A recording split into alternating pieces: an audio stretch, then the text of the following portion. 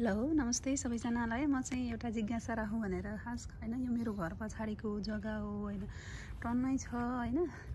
अब भन्नाले अब हामी 4 जनाको परिवारलाई जस धेरै नै भन्छु म चाहिँ यो चाहिँ यतिकै युजमै आएको छैन कि खास यतिकै झार उम्रो झार काटेको गर्नुपर्ने अलि झ्याउला जस्तो भयो मलाई। यसलाई चाहिँ कसरी युटिलाइज गर्ने होला भन्ने लाग्यो। अनि झार पनि फेरि कस्तो भने यो यस्तो उम्रिखान थियो फेरि यस्तो पुरा यो निकाल्न पर्ने अलिक राम्रो खालको झार गराउन चाहिँ त्यो बिउ चाहिँ उता के भन्छ होम डिपोबाट लिएर आएर छरेको, तर उम्रिँदै उम्रेन कि यो जोतेर हैन, पानी पनि अलिअलि हालेर अनि गोराको झार उम्रिन अहिले एकदम दुःख पुर्या जस्तो भयो हैन। बरु यसलाई चाहिँ मैले चाहिँ अब यसलाई युटिलाइज गर्नु पर्यो भन्ने हिसाबले चाहिँ यहाँ चाहिँ के लगाइदिने होला हैन। आलु लगाइदिउँ कि आलु मुला हैन। अबको सिजन चाहिँ के हो, अब अलिअलि मकै छ नि हैन, अनि अलिअलि भान्टाहरू खुर्सानीहरू यस्तो आलु पनि हुन्छ कि जस्तो लाग्छ। अब थाहा छैन आलुको सिजन हो कि हैन हैन। अब मैले पोहोर चाहिँ उता लास्ट इयर चाहिँ उतापट्टिको साइडमा उता पनि छ जग्गा टन्नै लगाएको आलु चाहिँ रातो आलु चाहिँ यस्तो फलाएको थियो है। एकछिनै खाएको क्या हामीले, थोरै ठाउँमा लगाउँदा पनि कस्तो राम्रो फलाएको थियो क्या। तर अहिले मैले सेतो आलु लगाएको त्यति चाहिँ जाँगर गरेन हैन, सेतो आलु हुँदो रहेनछ जस्तो लाग्यो। अनि म चाहिँ यतातिर के लगाउने होला अल्पत्रै परिरहेको छु। हजुरहरूसँगै आइडिया छ भने दिनु है त। यहाँ यता पनि त्यस्तै खालको फेरि जग्गा कति छ। यो पनि यो बच्चाहरू खेल्नलाई यो राखेको, यो पनि हटाइदिन्छु भनेको छु मैले। यो पनि हटाएर यतातिर सबै लगाइदिन्छु कि हामीलाई अब यही पुग्छ क्या तरकारीहरू। अन्त ग्रोसरी बाहिर नगर्दा तरकारीको लागि नकिन्दा पनि हुन्छ क्या। यो सुन्दर ल। अनि फेरि यो फुल अहिले यस्तो फुलेर कस्तो राम्रो देखियो क्या पुरा।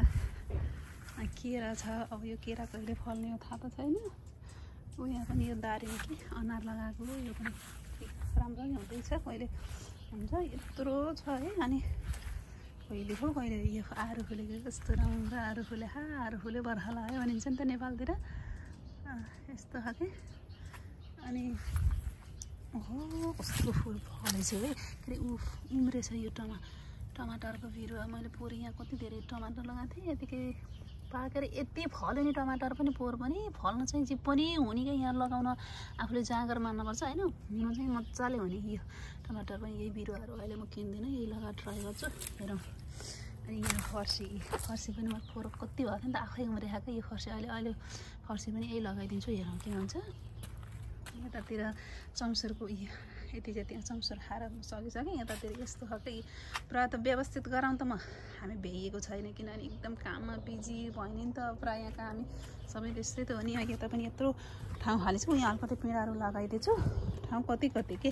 अब यहाँ यस्तो उखु छ, यो उखु फेरि कसले खाने थाहा त छैन, लाउन म चाहिँ मन लाउने। यो फेरि के रहेछ, यो नेपालको चिउरी हो कि के हो थाहा छैन। खाँदाखेरि यस्तो पहेँलो भयो, तर नेपालको चिउरी चाहिँ गुलियो हुन्छ, तर यो अर्कै खालके के हो थाहा भएन। यता पनि सफा गरेर राखेपछि झ्याङ्कर पुरा बटलेर अब यो लगेर फाल्ने। आफ्नो यो घर भएको थियो त्यहाँ अपार्टमेन्टमा हुँदा चाहिँ झ्याम्चुमा लगेर फाल्न पाइन्थ्यो। यो घर भएको थियो कि किन क्राइटेरिया रहेछ, मलाई त घरहरू त दिक्क लगाउने क्या। अन्त एबार के लगाऊँ यसो आइडिया दिन पर्ने जस्तो देख्यो। गङ्ग्रङ्गै छ अस्तव्यस्त, भ्याउँदैन के गर्ने, कति थकाइ लाग्छ। काम पनि भ्याउनै पऱ्यो, काम त नगरी हुँदै भएन। अब यसलाई चाहिँ साइडमा, तर ठिकै छ, मलाई यस्तो काम गर्न पनि एकदम रमाइलो लाग्छ क्या। म चाहिँ इन्जोय गर्छु क्या यस्तोमा। त्यही भएर के लगाउने होला मलाई एकदम आइडिया दिनु है त, के भन्छ भनेर। बाई।